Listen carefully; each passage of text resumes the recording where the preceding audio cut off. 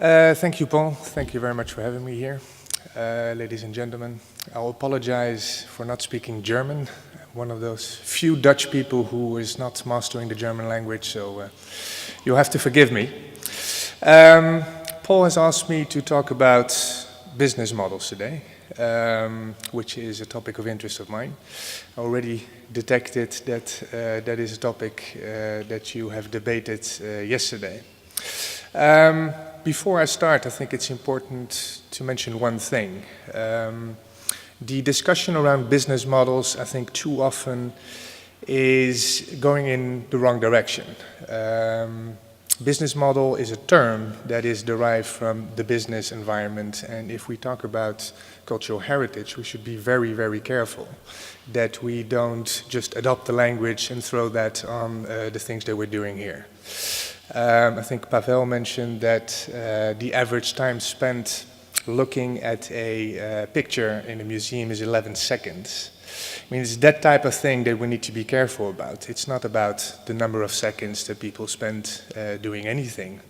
As an example, I spent yesterday some time, an hour and a half, at the Holocaust Memorial, and I had an incredibly moving time there.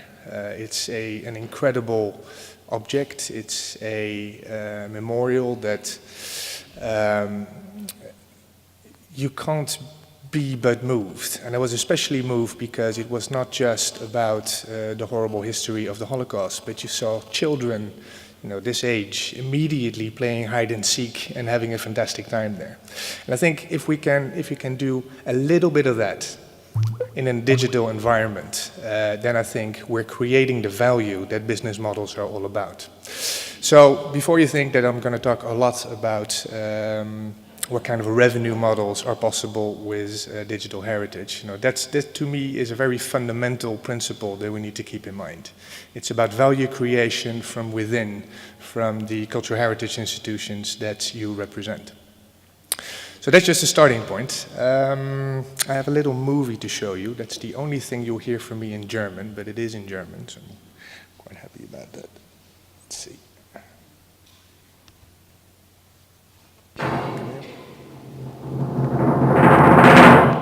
Linked Open Data, was ist das eigentlich? Und warum ist es für Sie als Gedächtnisinstitution interessant? Versetzen Sie sich doch in die Lage Ihres Benutzers.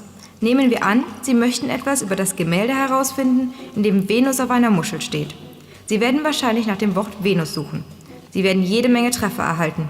Venus, Venus, Venus und schlussendlich werden Sie die richtige Venus gefunden haben. Auf einer einzelnen Webseite.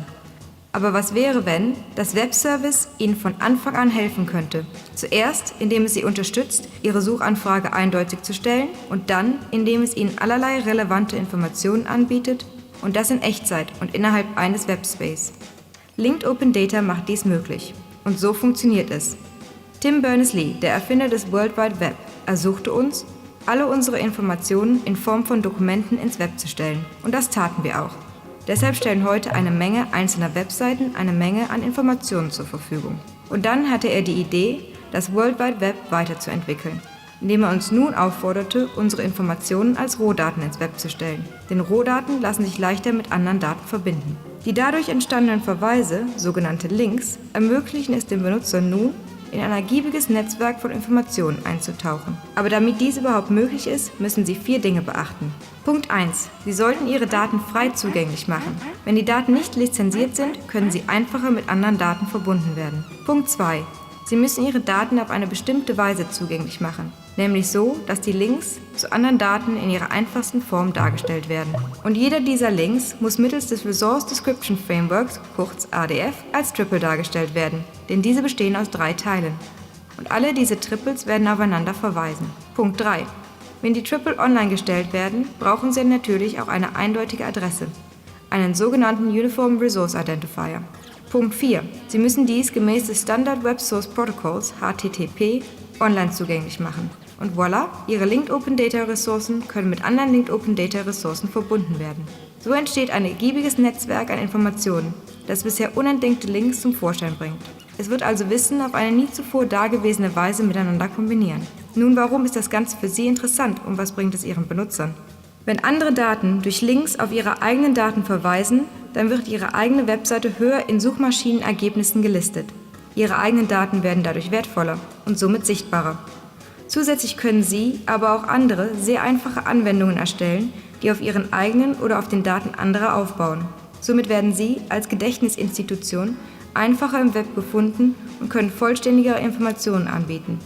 Und je brauchbarer Ihre Informationen für andere sind, desto mehr Besucher werden auf Ihrer Seite landen, desto mehr Traffic werden Sie auf Ihrer Webseite haben und desto besser werden auch Ihre Webstatistik und Ihre Leistungsindikatoren sein.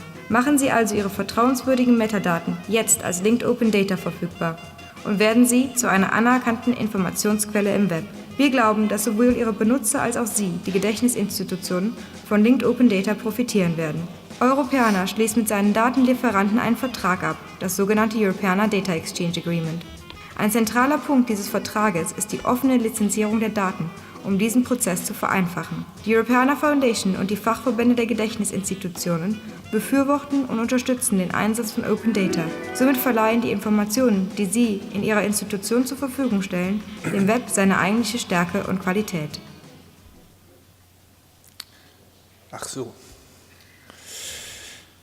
It's very funny to see your faces looking across the screens. Makes me think of an American sports bar. Have you ever been to an American sports bar where you have screens all over? So, that's the start that I'd like to give you. I'm now going to talk you through how at Europeana we're thinking about business models and how we think we could evolve our business model over the future. Maybe could you tell me, just by raising your hand, how many of you have heard of Europeana? Yeah, it's quite a few people, that's good. How many of you contribute to Europeana? It's not quite enough, yeah, but still good. Thank you. Ooh, this is the wrong slide, hold on. I'm at the end already. So I'm afraid it's quite visual, so you'll probably have to look at the screens quite a bit. So first, for those of you who don't know, who don't remember, the vision for Europeana was laid out as a political idea in 2008, and it was about what you see here. It's about openly accessible digital cultural heritage, and it had two components to it, which are sometimes in contradiction with each other, or at least it seems to be. It's about mutual understanding for cultural diversity, so it's a strong cultural component. But it also has in it the support for a thriving knowledge economy. So you already see the word economy being an intrinsic part of Europeana. How do we support growth, new jobs, new businesses being created? And how can we marry these two? Europeana is the collective endeavor of about 2,200 institutions, and after this meeting I'm sure you will increase that by joining us, who make their data available through a single point of access. Now it's important to note that what Europeana collects is not content. We currently collect metadata, previews and a link to the digital object in the institutions that hold the content. But in 2008, the important thing was to harmonize all this material, standardize the way we access it, and make it available through one interface, the portal europeana.eu. So for the largest part of 2008 and 2011, that's what we did. That's what we did together, and that's what we spent our effort on.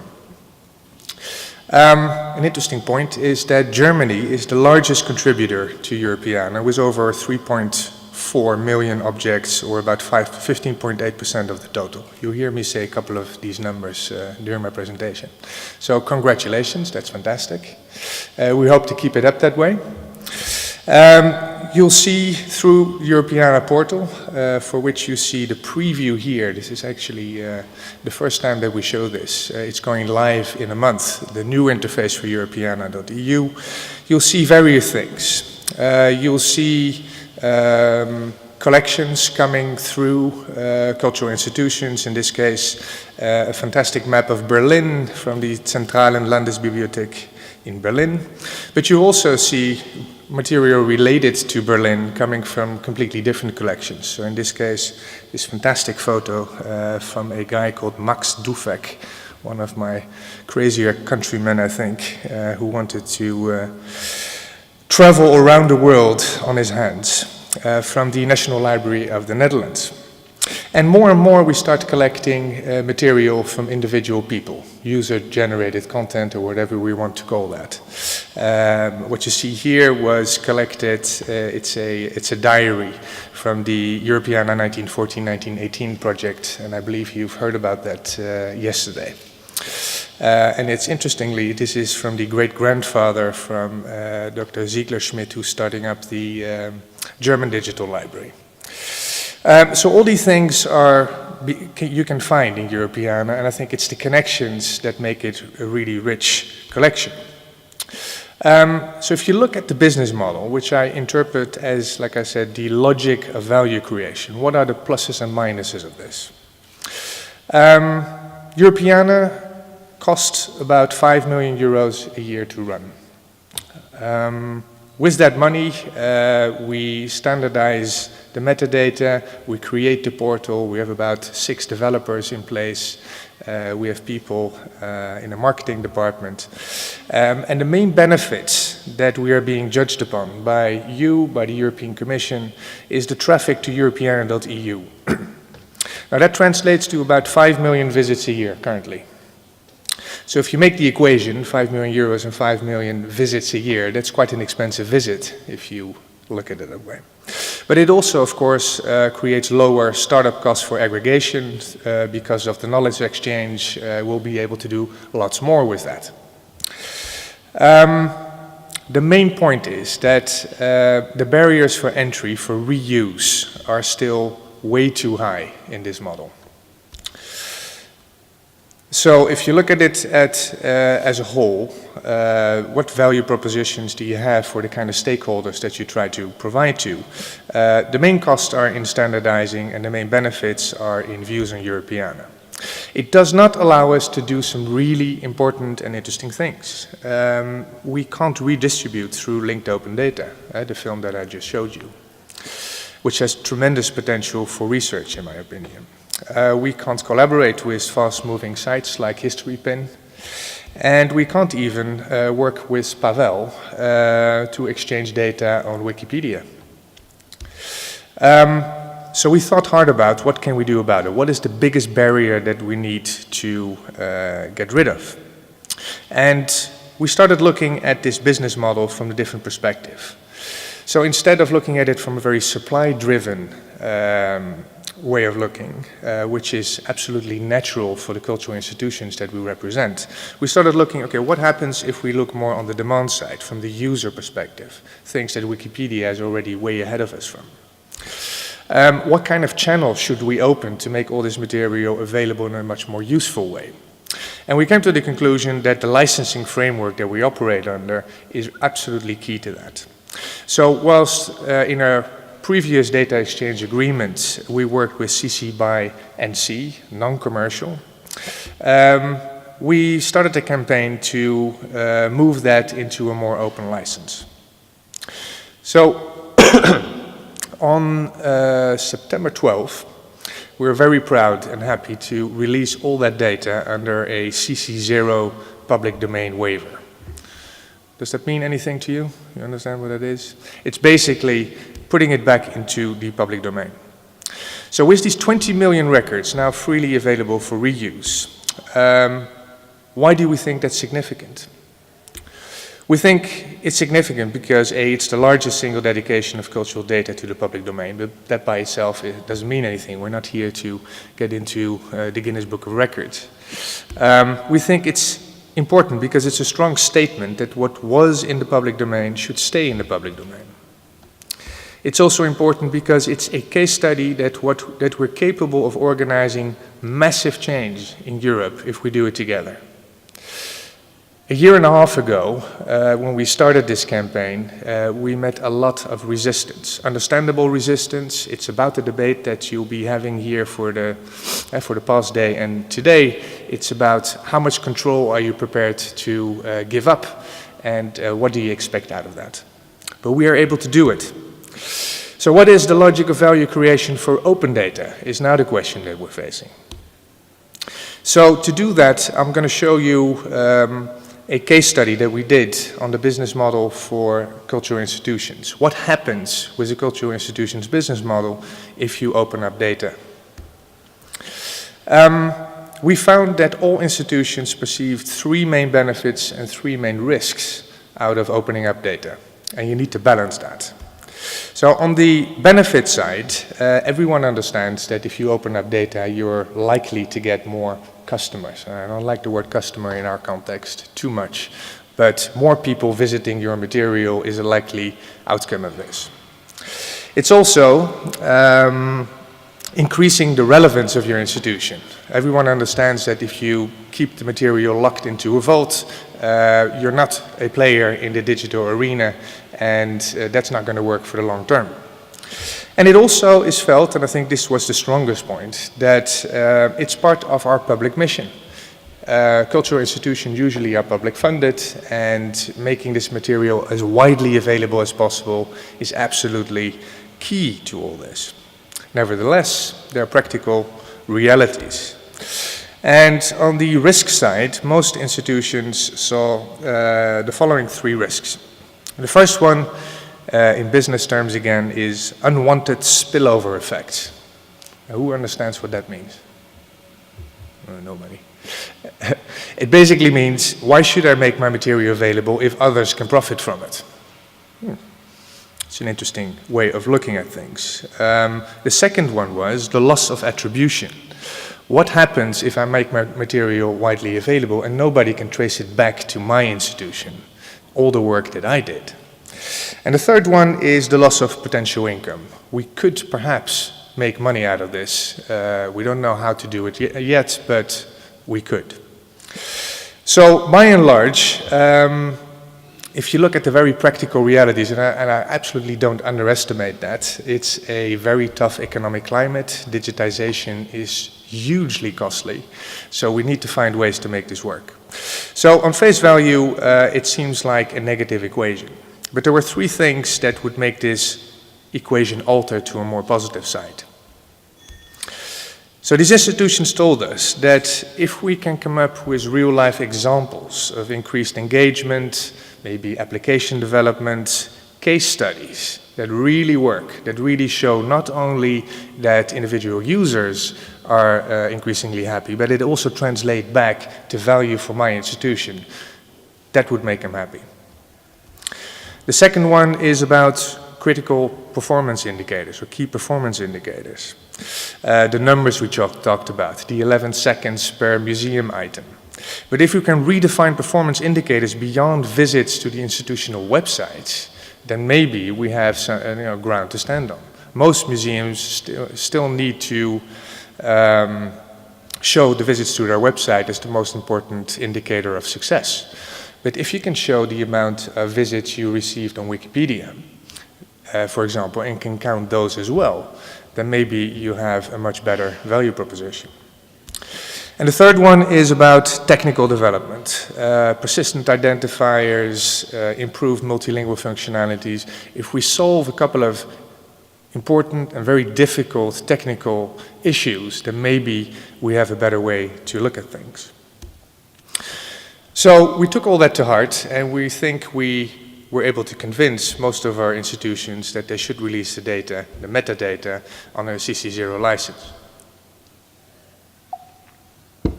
So what does that mean for the business model of Europeana? What kind of innovation do we see coming from that? The pluses and minuses of this business model. The cost of running Europeana can still be 5 to 7 million a year. It won't increase dramatically. But the main benefits will be extended to views on any websites, on apps developed and research improved based on this. And we should be able to translate that back to the cultural institutions. The barriers for entry for reuse are now, of course, much lower. So we think that if Europeana retransforms itself, repositions itself as a facilitator of innovation, much less than a provider of a portal, then we think that the equation will tremendously increase, that we have a much better proposition for you and for the European Commission and everyone who works with us. So what do we do? Because I think in the end, it's not about big visionary statements. It's about how do you make this work in practice. We launched a program, Hack for Europe, and we made the data available for developers. And a very interesting community of people, very engaged. These are technical people who have an interesting culture. And it's a group of people that we didn't have a very strong relationship beforehand. So we organized, I think up to now 11 hackathons, but we have more hackathons than we can handle these days.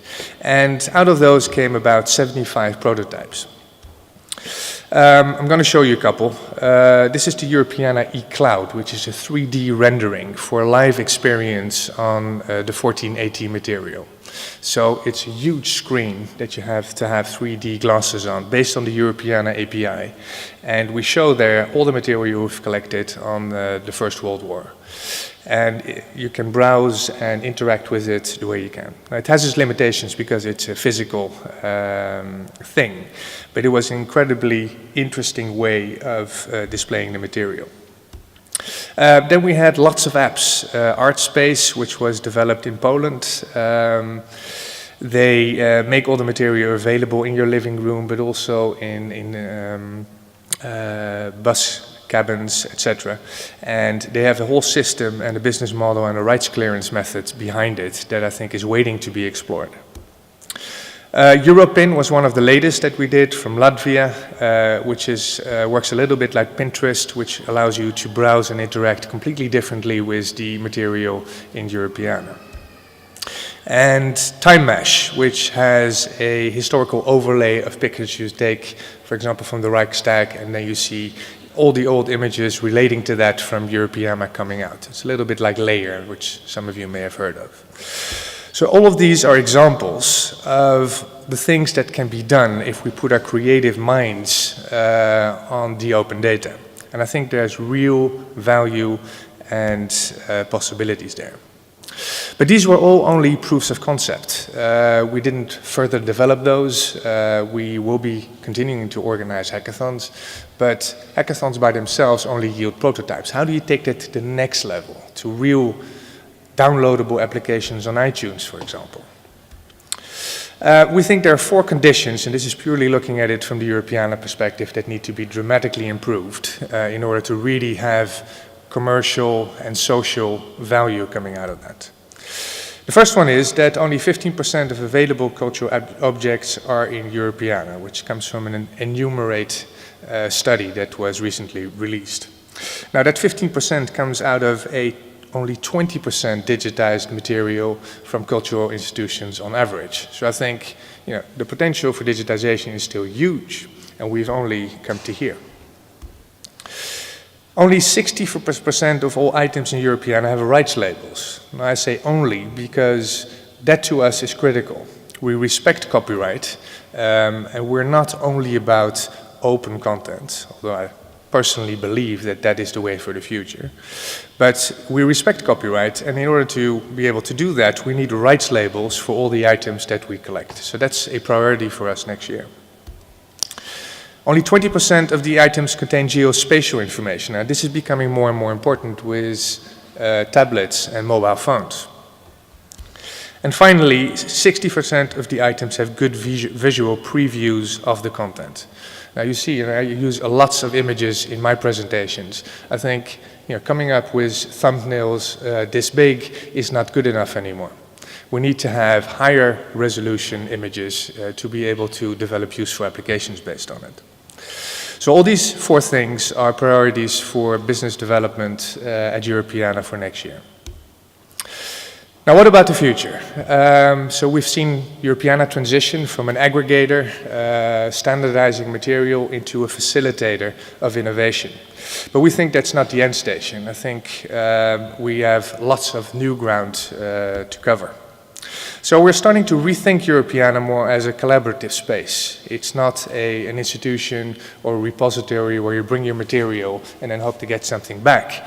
We need to organize it differently.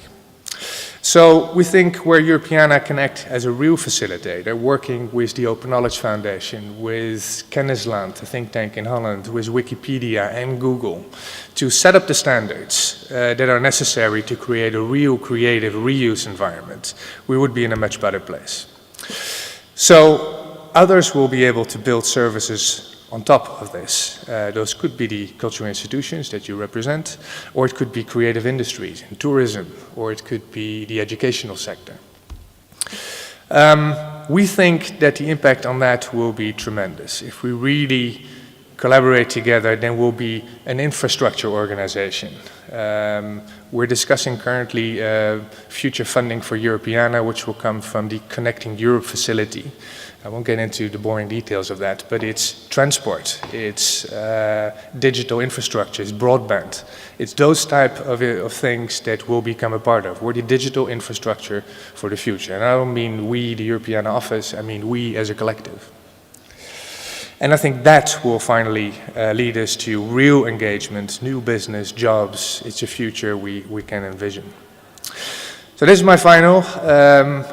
Love this quote, like truth, culture and creativity are enduring. I think we've been very good at enduring, we're good at preservation, but how to make that accessible in the most open way as possible is something that you need a real visionary, but also a very practical approach.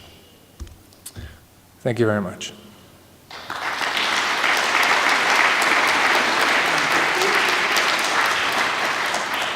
Are there any questions to Verwayen? What? John Weitzman. Yes, thanks. I'm a lawyer here in Berlin, and I'm in touch with several institutions thinking about the stuff that you talked about. And I think you have two psychological problems here. One is that we had in a talk yesterday, not here but outside, that some institutions actually value their importance and their reputation by sitting on their vault and not opening it up. You said on your two-sided slide that it's a downside of not opening up. But these institutions actually value the fact that people have to come all the way from Asia to visit their institution to get access to the material. If you tell them, if you open it up, you're going to be more relevant, they just think you're crazy because they have a different view on being relevant. They measure it by the kind of efforts others have to take to get to their material. And what do you tell those? And the second one is, I met with several really progressive video artists in Berlin, and they thought about contributing to Europeana. And then they read the CC0 agreement, and they were asked to provide their metadata under CC0, and they said, wait, this is the only thing we have. This is what we put effort in, and we don't want this under CC0. So what do? They deliver some metadata, but they narrow it down to the minimum they have to deliver in order not to give it to Europeana. So what do you tell them? Yeah. Yeah, two interesting. It's interesting you say it's psychological problems. I think they are. On the first one, which is about the relevance of the institution and the effort that people need to take to come to you. There's a very interesting example of a business model in the United States of an archive who says, you know, all my material is openly available, anyone can download it for free, full content. But if you want to know and be assured that this material is cleared and is copyright free, etc., you need to buy a copyright statement from us. So I think there's still a tremendous amount of value for a researcher to know that the material is really coming from the institution who created the material and is assured that this material is cleared, is citable, etc. So I think people will then still come to you from India or the United States or wherever. But it extends the reach that you have for people who are less interested in that. So that to me is the psychological thing. And it's actually related to the second part about the video artists. And it's not only video artists, I think archives also have that psychological mind frame that you diminish the amount of metadata that you give to a minimum. Yeah, I'm not completely thrilled about that. I think metadata should be openly available, and but if you look at it as a resource in itself, then I think that's an absolutely valid way of thinking. And to me, it's in the same business model logic as saying for record companies these days, the music is available for free, but you'll still come to my concert and you'll pay 90 euros to get there. So the live experience, which isn't copyable, that's what you'll start paying for. So I think that's how video artists should also look at things.